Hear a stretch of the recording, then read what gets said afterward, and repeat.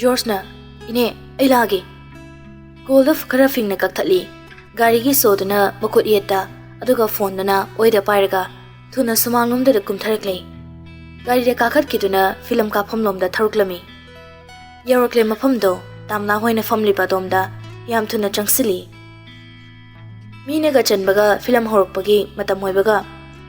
mirak manung changsin bada kharelum sile haina machina murum solo bosu yauri makol hongna charok bosu yauri khare non tharaga chaluni film hokra kansida yet khre oiba Remi su tamnaga tindorak bosu uri aduna changsiludre thoglaga machi madoina lepaga ngairami hek tholakpaga manasu kitang changsili tamnagi sapham mawung mataw yengna kedaweno musa kedaweno ine tamna noina khumai koksi khara nungai taba dugini halase nasangamdradi Remi da monsile ne horen film noraga nini amulo bulake tamna se pubi khragi ai si yauna halesida pulapna ne yani yam kana nungai taba nati ni adum yeng bihoro yaradra ne doctor sataba yagadro yani de nini phare phajana chaloko ngamdrasu aingonda phone ekta tawro hoine George na tamna puthorakli Premi na hanai pampam dura changkhre gari khamni duki manaklom dalaktuna punna kakhali nupa sina gari thongna ising thakiro tamna yare haina manga khairi waga nganglak tabduda mi paikhre nan muke dumaina BP ga lower bazala wakhaldo pungkhan na khanjin bahori kana dise doctor jaslo da yum noina pathagi tamna na yum da pathagi haiduda makha mukta rudri masana comfortable oigadabado tawzarsanu khali asumna yum yorokle ka manungla changaktuna tamnabu pothalami mamai mamit makun masado khar sagat paduda laibakta makuna thamduna yengi fever to gedoiro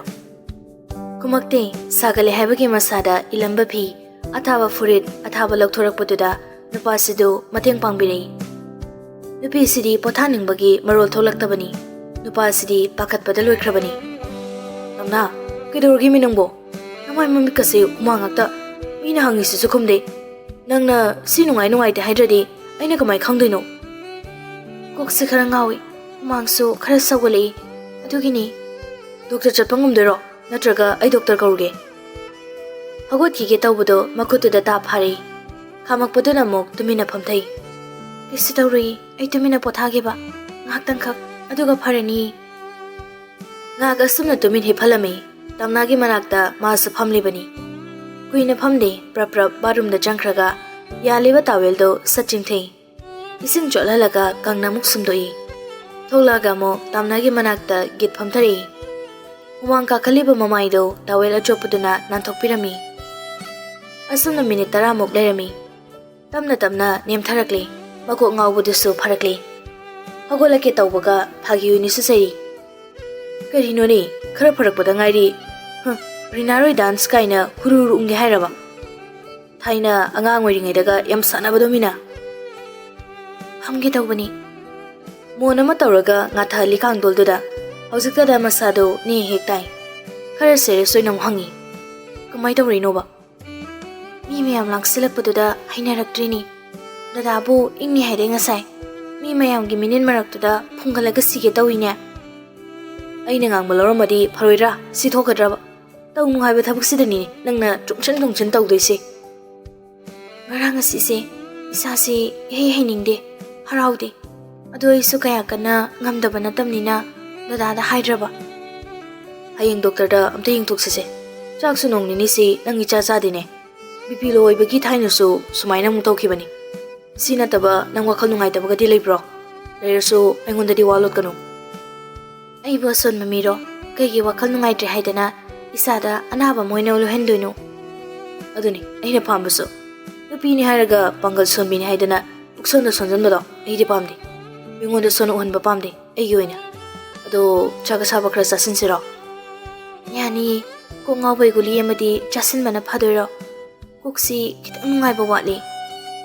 yaro yengdana pangchada jaba phatini hayeng hospital chalaga health check up ma takthusi hoi tumagera de Nini di kamay daw ba? Ay makagi ning tiyam dahay kragi. mana mai lojarusano aduga kaishu tawdrenasu haikige ine do mu pakatanaba asi haina kankal do George na thadabiri tamnana yepsin doi tawrpaduda amuk chairami tumi nei pai dre nang nakuna saryam leng kanu thabu khudingi yaw doi tawrdan aina wa ma hairadi maning mamai thei dena kuchining chiri yare khangi aina kitang thaba ma lei haidana phamlambade hawalasu nangna halakpaga mapa chanarudi chele ekta hairkani ne chenbu chele habani kaino chendi bo haigara ngangna dana langna dana asuna pothana ba tawrami ngasisu tatana tawba thabakum Denmark nongthanga punna hotel amada leirami ngarang ahingdagi yarik minabani anido nongmagi nongthangsi mi kitaba henjelai adana tapna ka henba thabak tawba horoklami halamdai matamduda mari kani ni nongthangna aidi halaroi haisini ko nangna 100 khalo kaidunu nang leidusibo nang mauni engwa yam narakani adu khangani karigi aibu lowirige aigi nupana ehing halaktre haridi hatke harni nangi maraida aina ehing handana leibase kyam yamage nupagi miyut minei tarbasu nangi chakrida nangi apamada tawrkala khibana tro aibu tongana thambiro yumda pusindrabasu paramadara kainuma leirage Denmark su kok sanare pare nang ngai ginak talerege harbanina nangi nupada ga walushino aigidi ipa minister ni ija sokya banade bochu kuidre wakakra khalo nongtang su nupa sina lawbirni haiba thazei adudi aigi nupa ga thuna kainarage nangai bu lawbiri ngamni ko aduwan lushilakone aduga ngangnarsi ai thabogyami khara halamage nang son kroko punahan minaba yaroi nongtang hundom dona jakre nongtang su probab lushilaka mayumlomda line hai tharaklami mayum yorokpada mangolda chenba phamduna magi nupi bungairami nongthang su kharede kiba phawi mana tawriba subaran basi yamanbana adubu mayumsi magi ne haibagi napalamadi yauri nongthangna mangolda kakhalake tawbududa ngaiko masado ikhangkhangni kaitawragi kaida hinglewoi hospital karam hospital kaino wana halakpasida mo khanaba hobirisibo ngarang haikraba natro ai nang ise khumune advance ta ngarang aina advance ta numidang lakpadadi nangdi leremdena patient gi record check to honbada so nang nariba patient do admit tawramdena sina kaige lekai gi mina kauna bamingda admit tawbagini jenma marau leina noglei adu masakto thina sawre habidi khangi aduga classic grande da Denmark ka changkibaduna karige nongthang mamaido humang kangba hore adubu ngamnaba khumlei kainom chamina sena chatpani adu khakna su pukchel piksin birakanuda o aisa pukchel pipa aduga kaigi Denmark ka nanga tuina unariba ai aise apungba ina ka se pandaba imit yaudaba mina tene nang yamna naning tamba pambra ha nayum pale khangdene sel khrada namit namai aduk thakpa nang yeng bhairise namit urisa sel khakni ne ngasidagi ai nangi nupa nadre ai nang lobo ngamroi kamduk seba phari kaino chapikro iumni si pakhumduda khangsaw sawgalaktuna magi nupi gi mamaida jongsanduna kupang anirak on-onduna thazali leimasu imungdagi chenthораktuna khami macha solakpaduda macha nupi gi michanga mungchang ei hai homo nangna ijada phubu matiklo ha ija sigi maral na natro nangna hingjari bedo mama aina yadana thadoini nang kaidoge hebano nupa amani haidana kari suhange ija sina talaga jaba natro jabi kro kaino kanana nongonda sida leide yade hege macha nupi dam onsili is makur kuchau sina ija gi mama sida tharadana kari matik leidana yes tawni di khangri nakhung nakhodo thude khaluro ima aina igi nupi warakpada imagi mathau tare aigi si mabu warakpagi hak yam lei ho nangi hak to kanada no uluro saida upiranu aduga yumsida ne leibasu yaroi hojik se chakhotlabani thaina ngai matam no natre mo chanadradi walusinaba yam thina yarabani isa nupi na pamdre nangsi onthoida ahi chagi marai bakse mama machani gi matauda pinglawrami waruksu sathina warurami waro bohenon magi makol suning lei nongthang nangna pamisi kaino ai khangba pami ai ꯑꯩ ꯅꯪꯒ ꯂꯩꯃꯤꯟꯅꯕ ꯄꯥꯝꯗ꯭ꯔꯦ ꯌꯨꯝꯁꯤꯗꯒꯤ ꯆꯠꯈ꯭ꯔꯣ ꯑꯩ ꯂꯛꯖꯔꯤꯒꯤ ꯄꯨꯟꯁꯤꯗ ꯍꯤꯡꯅꯤꯡꯉꯤ ꯑꯀꯤ ꯑꯃꯧꯒꯤ ꯄꯨꯟꯁꯤꯁꯨ ꯑꯩꯗꯤ ꯄꯥꯝꯂꯛꯏ ꯑꯁꯨꯛ ꯀꯨꯏꯕꯁꯦ ꯑꯩꯅ ꯅꯪꯕꯨ ꯅꯨꯡꯁꯤꯕꯒꯤ ꯑꯐꯕꯇ ꯊꯤꯗꯅ ꯅꯪꯒꯤ ꯃꯥꯏꯀꯩꯗ ꯂꯦꯞꯇꯨꯅ ꯂꯥꯛꯈꯤꯕꯅꯤ ꯐꯠꯇ꯭ꯔꯦ ꯈꯪꯉꯕ ꯅꯪꯁꯦ ꯅꯨꯡꯁꯤꯃꯟꯕꯒꯤ ꯑꯩꯁꯨ ꯐꯠꯇꯕ ꯑꯣꯟꯈꯤꯕꯅꯤ ꯈꯣꯟꯖꯦꯜ ꯍꯣꯡꯉꯛꯏ ꯃꯁꯥ ꯃꯇꯣꯝꯗ ꯐꯥꯊꯖꯗꯨꯅ ꯐꯔꯦ ꯏꯃꯥꯁꯨ ꯌꯥꯎꯅ ꯑꯩꯕꯨ ꯇꯥꯜꯂꯕꯅꯤꯅ ꯆꯠꯄ ꯇꯥꯕꯅꯤ ꯑꯗꯨꯕꯨ ꯅꯪꯁꯨ ꯅꯨꯡꯉꯥꯏꯅ ꯂꯩꯕꯗꯤ ꯑꯣꯏꯌꯨ ꯍꯧꯈꯤꯕꯗ ꯅꯪꯅ ꯇꯧꯈꯤꯕ ꯑꯔꯥꯟꯕ ꯄꯨꯝꯕꯗꯤ ꯀꯣꯛꯊꯣꯛꯇꯨꯅ ꯅꯪꯒꯤ ꯅꯊꯛꯇ ꯂꯃꯟꯗꯤ ꯑꯩ ꯈꯨꯝꯃꯣꯏ ꯁꯤꯡꯅꯕꯁꯨ ꯊꯝꯃꯣꯏ ꯑꯗꯨꯕꯨ ꯂꯥꯛꯀꯗꯧꯔꯤꯕ ꯃꯈꯥ ꯇꯥꯕ ꯄꯨꯟꯁꯤꯁꯤꯗꯗꯤ ꯑꯩ ꯅꯪꯕꯨ ꯀꯅꯥꯅꯣ ꯀꯥꯎꯔꯦ ꯉꯁꯤꯗꯒꯤ ꯑꯩꯒꯤ ꯅꯨꯄꯤ ꯁꯤꯈ꯭ꯔꯦ ꯅꯨꯄꯤꯅ ꯌꯨꯝꯒꯤ ꯃꯈꯥꯗ ꯂꯩꯔꯛꯇ꯭ꯔꯕ ꯑꯍꯦꯟꯕ ꯁꯅꯥ ꯂꯨꯄꯥꯗ ꯆꯣꯞꯂꯕ ꯃꯁꯥꯗꯨ ꯃꯥꯡꯕ ꯍꯧꯔꯕꯅꯤ ꯍꯥꯏꯕꯁꯦ ꯅꯪ ꯈꯪꯗ꯭ꯔꯤ ꯑꯀꯤ ꯑꯃꯧꯒꯤ ꯄꯨꯟꯁꯤ ꯍꯥꯏꯕꯁꯦ ꯃꯄꯨꯔꯣꯏꯕꯅ ꯌꯦꯡꯕꯤꯕ ꯅꯨꯡꯁꯤ ꯃꯤꯠꯌꯦꯡꯗꯨꯅꯤ ꯍꯥꯏꯕꯁꯦ ꯅꯪ ꯈꯪꯗ꯭ꯔꯦꯅꯦ ꯑꯗꯨꯕꯨ ꯅꯪꯒꯤꯁꯨ ꯂꯥꯛꯈꯤꯅꯤ ꯃꯇꯝ ꯅꯣꯡꯃꯗꯤ ꯁꯣꯏꯗꯅ ꯅꯁꯥꯅ ꯅꯁꯥꯒꯤ ꯅꯔꯥ ꯈꯪꯖꯔꯛꯄ ꯃꯤꯀꯨꯞꯇꯨꯗ ꯈꯪꯉꯛꯀꯅꯤ ꯅꯥꯟꯊꯣꯛꯈꯤꯕ ꯉꯥ ꯀꯌꯥꯝ ꯆꯥꯎꯒꯦ ꯍꯥꯏꯕ ꯑꯗꯨꯒ ꯅꯪꯅ ꯃꯅꯤꯅꯤ ꯈꯜꯂꯤꯕ ꯑꯀꯥꯏꯕ ꯃꯤꯡꯁꯦꯜ ꯑꯣꯏꯔꯝꯗꯨꯅ ꯅꯁꯥ ꯄꯨꯝꯕ ꯌꯥꯜꯂꯛꯀꯅꯤ ꯍꯥꯏꯕꯁꯤꯃꯗꯤ ꯑꯩ ꯍꯥꯟꯅ ꯍꯥꯏꯕꯤꯔꯝꯒꯦ ꯑꯁꯤ ꯍꯥꯏꯔꯝꯂꯒ ꯌꯥꯏꯆꯦꯟꯕꯗꯨ ꯆꯠꯈꯤ ꯊꯣꯡꯒꯥꯜꯂꯣꯝꯗ ꯌꯨꯝꯗꯒꯤ ꯀꯩꯁꯨ ꯄꯨꯈꯤꯗꯅ ꯃꯁꯥꯈꯛ ꯈꯖꯤꯛ ꯅꯨꯡꯉꯥꯏꯇꯕ ꯐꯥꯎꯏ ꯑꯗꯨꯕꯨ ꯂꯩꯃꯅ ꯍꯦꯟꯅ ꯅꯨꯄꯥꯁꯤ ꯂꯥꯏꯊꯣꯛꯅꯕ ꯋꯥ ꯀꯌꯥ ꯏꯟꯁꯤꯟꯈꯤꯕꯅ ꯊꯣꯏꯅ ꯈꯟꯖꯤꯟꯈ꯭ꯔꯦ ꯅꯣꯡꯊꯥꯡꯁꯨ ꯃꯅꯤꯡ ꯇꯝꯂꯦ ꯍꯥꯏꯅ ꯈꯜꯂꯝꯃꯤ ꯑꯄꯪꯕꯤ ꯋꯥꯈꯜꯗꯨꯅ ꯁꯣꯝꯗꯅ ꯍꯣꯁꯄꯤꯇꯥꯜꯗ ꯑꯅꯤꯗꯨ ꯇꯨꯃꯤꯟ ꯊꯣꯛꯃꯤꯟꯅꯔꯝꯂꯝꯃꯤ ꯌꯥꯏꯁ꯭ꯀꯨꯜ ꯂꯣꯝꯗ ꯑꯣꯏꯅ ꯊꯧꯔꯛꯂꯦ ꯑꯩꯗꯤ ꯏꯀꯥꯏꯀꯣ ꯅꯪ ꯑꯣꯏꯅ ꯍꯥꯏꯌꯨ ꯅꯣꯏ ꯏꯃꯨꯡꯅꯤ ꯏꯁ ꯅꯣꯏ ꯏꯃꯨꯡꯅꯤ ꯍꯥꯏꯗꯨꯗꯤ ꯑꯩ ꯁꯥꯎꯒꯦ ꯇꯧꯏꯀꯣ ꯅꯨꯡꯉꯥꯏꯕ ꯄꯥꯎ ꯇꯝꯕꯕꯨ ꯀꯩꯒꯤ ꯏꯀꯥꯏꯗꯣꯏꯅꯣ ꯏꯃꯥꯅ ꯅꯠꯇ꯭ꯔꯣ ꯃꯁꯨ ꯄꯥꯝꯃꯦꯅ ꯏꯁꯧ ꯇꯧꯕꯗꯣ ꯀꯌꯥꯝ ꯍꯔꯥꯎꯒꯦ ꯌꯦꯡꯉꯣ ꯑꯩꯗꯤ ꯉꯔꯥꯡ ꯅꯪꯅ ꯅꯁꯥ ꯉꯝꯗꯦ ꯍꯥꯏꯕꯗꯨꯗ ꯄꯥꯈꯠꯂꯨꯔꯕꯅꯤ ꯐꯠꯇꯕꯒ ꯍꯥꯏꯔꯛꯀꯗ꯭ꯔꯅ ꯉꯔꯥꯡ ꯒꯨꯂꯤ ꯆꯥꯁꯤꯜꯂꯝꯃꯗꯤ ꯀꯔꯤ ꯑꯣꯏꯗꯣꯔꯤꯒꯦꯕ ꯑꯩꯅ ꯌꯥꯗꯕꯩ ꯆꯥꯗ꯭ꯔꯤ ꯅꯠꯇ꯭ꯔꯅ ꯍꯌꯦꯡ ꯏꯆꯥ ꯅꯨꯡꯁꯤꯕꯁꯦ ꯑꯩꯅ ꯍꯦꯟꯗꯧꯔꯤ ꯌꯥꯔꯦꯕ ꯍꯣꯏꯅꯦ ꯍꯥꯏꯖꯤꯜꯂꯣ ꯏꯆꯥ ꯅꯨꯡꯁꯤꯗꯦ ꯍꯥꯏꯔꯒ ꯍꯌꯦꯡ ꯏꯆꯥꯒꯤ ꯅꯤꯡꯊꯥꯗꯤ ꯁꯨꯒꯦ ꯍꯥꯏꯔꯣꯏ ꯗꯨꯠ ꯁꯨꯒꯥꯏꯔ ꯂꯣꯏꯔꯦ ꯀꯩꯅꯣ ꯃꯃꯥ ꯋꯥꯈꯤꯅꯤ ꯍꯥꯏꯗꯅ ꯑꯩꯅ ꯂꯣꯏ ꯇꯧꯗꯣꯏꯅꯦ ꯍꯌꯦꯡ ꯑꯃꯨꯛ ꯃꯇꯣꯝꯇ ꯅꯣꯡꯃꯤ ꯍꯥꯏꯔꯛꯏ ꯍꯔꯥꯎ ꯈꯪꯗꯦꯗ ꯄꯨꯟꯁꯤꯁꯦ ꯅꯪ ꯑꯩꯗ ꯅꯠꯇꯅ ꯀꯅꯥꯝꯁꯨ ꯑꯩꯈꯣꯏꯅꯤꯒꯤ ꯇꯥꯏꯕꯪꯁꯤꯗ ꯂꯥꯛꯑꯅꯤ ꯌꯨꯝꯕꯥꯜꯂꯕ ꯅꯨꯄꯥ ꯅꯨꯄꯤ ꯑꯅꯤꯒꯤ ꯈ꯭ꯋꯥꯏꯗꯒꯤ ꯅꯨꯡꯉꯥꯏꯕ ꯃꯤꯀꯨꯞꯇꯣ ꯅꯪ ꯑꯩꯒꯤꯁꯨ ꯁꯔꯨꯛ ꯊꯨꯡꯕꯤꯔꯛꯑꯦꯗꯅ ꯅꯨꯄꯤꯁꯦ ꯀꯩꯁꯨ ꯈꯨꯝꯃꯛꯇꯦ ꯁꯤꯗꯩꯗꯤ ꯌꯨꯝꯗ ꯑꯗꯨꯝꯅꯦ ꯊꯝꯃꯅꯤ ꯐꯥꯝꯗꯒ ꯂꯩꯔꯔꯣꯏ ꯑꯗꯣ ꯅꯤꯅꯦꯅ ꯑꯃꯨꯛ ꯅꯨꯡꯉꯥꯏꯕꯗꯤ ꯋꯥꯠꯂꯅꯤ ꯅꯪꯕꯨꯗꯤ ꯌꯥꯝ ꯂꯨꯅ ꯈꯟꯖꯕꯅꯤ ꯍꯣꯏ ꯅꯨꯡꯉꯥꯏꯇꯦ ꯑꯩꯁꯨ ꯅꯤꯅꯦꯅ ꯍꯦꯟꯅ ꯅꯨꯡꯁꯤ ꯏꯃꯥꯗꯒꯤ ꯑꯩꯈꯣꯏ ꯏꯃꯥꯗꯤ ꯏꯁꯧ ꯌꯥꯝ ꯀꯜꯂꯤ ꯑꯗꯨꯅ ꯀꯤꯖꯩꯕ ꯊꯕꯛꯀ ꯁꯣꯏꯕꯗ ꯊꯤꯅ ꯉꯥꯡꯉꯤ ꯅꯤꯅꯦꯗꯤ ꯈꯪꯗꯕꯁꯨ ꯐꯖꯅ ꯇꯥꯛꯄꯤ ꯐꯔꯕꯅꯤꯗ ꯍꯧꯖꯤꯛꯇꯤ ꯑꯩꯅ ꯃꯔꯨ ꯑꯣꯏꯅ ꯅꯪ ꯐꯥꯝꯗ ꯊꯝꯃꯤꯁꯦ ꯌꯨꯝꯗꯗꯤ ꯏꯃꯨꯡꯒꯤ ꯊꯕꯛ ꯃꯌꯥꯝ ꯍꯣꯠꯅꯕꯗ ꯏꯕꯥꯅꯤꯁꯦ ꯍꯥꯏꯐꯦꯠꯇꯕꯨ ꯌꯦꯡꯅꯕ ꯁꯪꯗꯦ ꯌꯨꯝꯗ ꯂꯩꯔꯝꯃꯗꯤ ꯅꯪ ꯑꯩꯒꯤ ꯁꯤꯒꯤ ꯃꯔꯤꯁꯦ ꯁꯦꯝꯒꯠꯄꯗ ꯌꯥꯝ ꯀꯨꯏꯅ ꯆꯪꯂꯝꯕꯁꯨ ꯌꯥꯔꯤꯕꯅꯤ ꯅꯠꯇ꯭ꯔꯅꯦ ꯑꯁꯨꯝꯅ ꯃꯌꯨꯝꯗ ꯃꯇꯩ ꯃꯅꯥꯎ ꯑꯅꯤꯗꯨꯒꯤ ꯒꯥꯔꯤ ꯊꯧꯖꯤꯜꯂꯛꯂꯦ ꯃꯆꯜꯒ ꯃꯃꯥꯒꯁꯨ ꯊꯣꯛꯂꯛꯑꯝꯃꯤ ꯗꯣꯛꯇꯔꯗꯒꯤ ꯍꯜꯂꯛꯄꯗ ꯁꯣꯝꯗ ꯆꯪꯉꯛꯀꯅꯤꯅ ꯄꯥꯎ ꯄꯤꯈꯤꯕꯅꯅꯤ ꯑꯆꯥꯔꯥꯅ ꯀꯔꯤ ꯍꯥꯏꯔꯛꯑꯒꯦ ꯏꯃꯧꯒꯤꯕꯨ ꯀꯣꯛꯀꯤ ꯂꯥꯏꯅꯥꯁꯦ ꯉꯜꯂꯤꯉꯩꯗ ꯐꯖꯅ ꯌꯦꯡꯊꯣꯛꯍꯧꯁꯤꯀꯣ ꯑꯥꯎꯠꯁꯥꯏꯗꯇ ꯄꯨꯔꯁꯨ ꯄꯨꯁꯤ ꯇꯝꯅꯥꯗꯤ ꯃꯃꯥꯏ ꯈꯤꯇꯪ ꯉꯥꯡꯁꯤꯟꯅ ꯖꯣꯔꯖꯇ ꯌꯦꯡꯉꯝꯃꯤ ꯑꯆꯥꯔꯥꯅ ꯄꯥꯈꯠꯂꯤꯗꯣ ꯄꯥꯈꯠꯇꯅꯕ ꯍꯥꯏꯔꯣ ꯍꯥꯏꯕꯅꯤ ꯖꯣꯔꯖꯁꯨ ꯈꯪꯁꯤꯟꯅꯗꯦ ꯄꯥꯎꯈꯨꯝ ꯉꯥꯏꯔꯤꯕ ꯃꯅꯦꯝꯗꯨꯗꯤ ꯃꯆꯥ ꯃꯃꯧꯒꯤ ꯃꯑꯣꯡꯗꯨꯗ ꯆꯩꯔꯛꯏ ꯀꯔꯤꯅꯣꯅꯦꯍꯦ ꯇꯨꯃꯤꯟ ꯂꯩꯕꯁꯤꯕꯣ ꯀꯩ ꯍꯥꯏꯔꯛꯑꯒꯦ ꯍꯪꯉꯒ ꯖꯣꯔꯖꯁꯨ ꯈꯨꯝꯂꯝꯗ ꯊꯩꯗꯨꯅ ꯆꯠꯈ꯭ꯔꯒ ꯏꯃꯨꯡꯂꯣꯝꯗ ꯆꯪꯈ꯭ꯔꯦ ꯇꯝꯅꯥꯒ ꯍꯧꯔꯝꯗꯦ ꯂꯣꯏꯅ ꯅꯨꯄꯤꯁꯤꯗ ꯅꯝꯁꯤꯜꯂꯝꯕꯅꯤ ꯃꯇꯣꯝꯇ ꯃꯆꯤꯂꯦꯡꯗ ꯈꯜꯂꯤ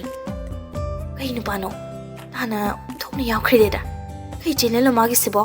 ꯇꯧ ꯌꯥꯎꯅ ꯇꯧꯔꯤ ꯑꯣꯏꯔꯝꯅꯤ ꯈꯪꯉꯦꯕ ꯑꯆꯥꯔꯥ ꯃꯃꯧꯒꯤ ꯃꯅꯥꯛꯇ ꯑꯃꯨꯛ ꯆꯪꯁꯤꯜꯂꯛꯏ ꯅꯤꯡꯉꯣꯜꯁꯨ ꯆꯪꯁꯤꯜꯂꯛꯏ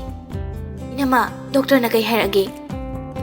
ꯀꯩ ꯍꯥꯏꯔꯛꯑꯒꯦ ꯃꯤ ꯃꯊꯥ ꯁꯥꯔꯨꯟ ꯄꯪꯂꯨꯗ ꯂꯨꯍꯟꯕ ꯗꯣꯛꯇꯔꯁꯨ ꯌꯥꯝ ꯂꯩꯕꯅꯤ ꯏꯃꯥꯗ ꯍꯥꯏꯌꯨꯁꯦ ꯏꯃꯥ ꯀꯩꯁꯨ ꯍꯥꯏꯔꯛꯇꯦ ꯑꯔꯨꯕ ꯅꯠꯇꯦꯕ ꯏꯃꯥꯒꯤ ꯄꯥꯝꯖꯕ ꯅꯁꯨ ꯂꯥꯛꯑꯅꯤ ꯍꯥꯏꯔꯛꯏ ꯖꯣꯔꯖꯇꯨ ꯊꯣꯡꯖꯤꯜꯂ ꯂꯨꯝꯗꯨꯅ ꯂꯩꯔꯝꯕꯅꯤ ꯇꯝꯅꯥꯒꯤ ꯄꯥꯎꯈꯨꯝꯗꯨꯗ ꯅꯣꯛꯐꯦꯠ ꯆꯪꯈꯤ ꯑꯆꯥꯔꯥꯗꯤ ꯍꯔꯥꯎꯃꯟꯕꯅ ꯃꯄꯤꯔ ꯆꯤꯜꯂꯛꯏ ꯃꯃꯧꯒꯤ ꯐꯖꯗꯕ ꯃꯁꯛꯇꯨ ꯎꯔꯒꯅ ꯍꯦꯟꯅ ꯅꯨꯡꯁꯤꯕ ꯍꯦꯜꯂꯛꯏ ꯃꯃꯧꯒꯤ ꯃꯀꯣꯛꯇ ꯅꯨꯡꯁꯤꯅ ꯅꯥꯟꯊꯕꯤꯔꯒ ꯏꯅꯦꯝꯒꯤ ꯏꯕꯦꯝꯃ ꯃꯃꯥꯡꯗ ꯏꯃꯥꯅ ꯋꯥꯈꯜ ꯄꯤꯛꯂꯨꯕꯅ ꯅꯪꯉꯣꯟꯗ ꯐꯖꯗꯕ ꯋꯥꯍꯩ ꯀꯌꯥ ꯁꯤꯖꯤꯟꯅꯗꯨꯅ ꯆꯩꯈ꯭ꯔꯦ ꯅꯪ ꯏꯃꯥꯕꯨ ꯋꯥꯔꯧꯅꯨꯀꯣ Imana nangbu uraga pukning yam nungsirei. Ima, matamduda imana kankiba wakhaldo aikisi saurudi. Hujik matamgi chatnabini. Aibu imana apokpamanda jagom nungsibiyu ko ima. Ai kemta pamdi. Imungsigi minungsi si khaktanina pamjaba. Hai, ai se apangbi oirureni he. Wakal thenba maya marakta aisu yaurure. Nang imabu warungnuko. Ningol na wakal thugairi. Kaino film ya male. Nungaiba pau tahanbagi celebration amadi tawde yadre he.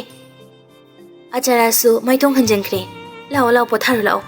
Noi bapadi ne chakau bomo sakhi. Masu paude daradi ne chaka chada biche lao dawni. Changasi. Nungairi da saida. Ningol na thabaka mahut kaloina sinduna manamabu yaholamni. Acharasu adu mangai. Mamogi manakta suru naiduna leirami. Chak tobo matungsu Ningol ga acharaga mamogi yungi terrace mathakta thariba sofa duda phaminaduna lei. Sidai sineya thabaka mata suba yaba nate ko potharaga sum layu. Ahanba jatra kawi si kaiphadi cheksinsi. Hoi ma yungi midadi haikrabo nangbo. Haidri kon hairagi ima. Haraubo pongdok poina ne sida puna ne chak jasi haiko. Hore ne noi baba halaga su hayenge. Hoi ma terrace karakpham thungjalduda momo nongna lepli nupa dusu mama na haraujaba subada penjarami aduga mana tamnabu makhoina luna tawbiba subada amuka su hena haraujai inakta ngahak oina dawsu phajinda nong thambikre noina mam cha sinam jangsiludre mamai leiduna makharam da kumthari ka manungda changakpani thungjan ka salamdaida pocket agi phone dus khingai hello kelerge lawyer duni hayeng court lakthabe yari tamna su yawnara hoi puna lakminaro moi asomgi dusu law haigi bani pung taramathoi chapchani yobiro hayeng sinataba numit ama yaroidra ekhoina numit se hekta lepa yaba nati adunani achin balai bibra leitida phare soidani yauragi phone thamkre adubu nungai ba maraksida sigi pausina mu masadu nungai henre harauramba mayamdo tamnana wasi karamna hawdokani hawdoktoriba wasina amuksu nungai haleroi khalami aduna matha sabani somdana mani momau harau wari taunari ngasiri imase yam nungai yamsu harawi kari haigadabno khangdre imungse imongna mapung pungpha phan bidawre ekhoina nangbu imowoina phangjabase ekhoigi laiba phabani ima aigi punsidasu imungsibo aigi mong manungoina phangjabase aigi sulaiba phabani khwaidagi matik chadabaise khwaidagi mamalyambi lakta chingkhatpiduna thambibani imungsida nataba atopa kana magi imungda lemlabadi ai sumaina nungaiba phanglamdabse hai uning nawba haunadeko hojikti wakhaldo nungai leiradawni nungai thokna leigadawni imogi janingba awatpa khudingne imada nachalda ibungoda haidawni ko benjai manimgi minungsi uzabada nupi oibana mabuni nungsirakpana sohali hoima hayeng dine achawa jaklena masinsi imung manung pulap suna ningolna adudi dairon su kausi ima asara machade yengnaga laknari hoida masune imung manung oidorabani na yaudari kaino hes khoi sengone yam khangmankhre mina sum chamna haraga ai hongbira dawni isa sune imana kalingaida nabani nga phamuko ai noi baba la abra amte yengukige achara do hogolaga terrace taki kumthakre ningol so magi kola malaktuna wari sar kumthaki matanna leiba talakni George to hut fauzala ami aduga tamnana famniba sofa duki ngathabamduda makut anigana nga aga tamnagi ngaksam mapada magngakto kitang nonthari aduga na kong mayada tapna changsilaga kai khalino nupido ikhang khangi chepkalaga nupa siringi mamit ingangang lambaduda nupa sisamo tamnagi manakta satphamjalei kidorgi nangbo nasamu ngamdrabo natraga imana khujin siamira phagi du noklakte nonthaki imung sina mabu nungsibiba mayamsida amuka hina sunungsi hankhe sumba nungaiba punsisi phangnuni khangdabana mapi naurakpani nonthaduna leiriba tamnagi mamaidomuk makut ani dun inkhali tamnagi khadangduda makuna manabu inkhalaga mangonde yengkhali Nungsina tablamna tamna khakta na ba khonjel da hai. Kaidauri no base. Kaidaurage ba dada da hayuse. Kisa tawde. Aduga kaigi kapi ba. Harau bagi ni nungsi bagi. Angau bisidi. Harau raga kaigi kapi ba. Aidine koi macha thoina ayi mama se nungside baba ne hilika heraba. Adugi di khalurini. George ki makuto sarkan thoi. Mama idu non thaki badaisu non khalaktri. Sumba matawsini George ki thamoida lahau kana nikli basi. Tamna bu mathanung da konsen birami. Aduga mok makokta nungsina tamna chupaga suram hondoi. Tamna nanga thingna bada geise yamna chawna hongali. Hongbu sisu isana pamjaba dumak oiri. Thingba nganbana tongana thamkraga. Thanks for coming in my life. Nungaiba mikupsida phongdokpa yadaba matha amani. Asuk nungaiba mikupsida hayingi wafamsi kamdong naudokadage khali.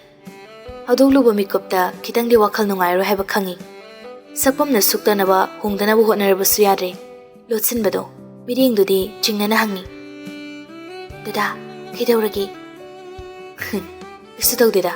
nungaiba mikupsida mukso pungni nungshibani. Nangumna isu pungni yam nungsing asidi.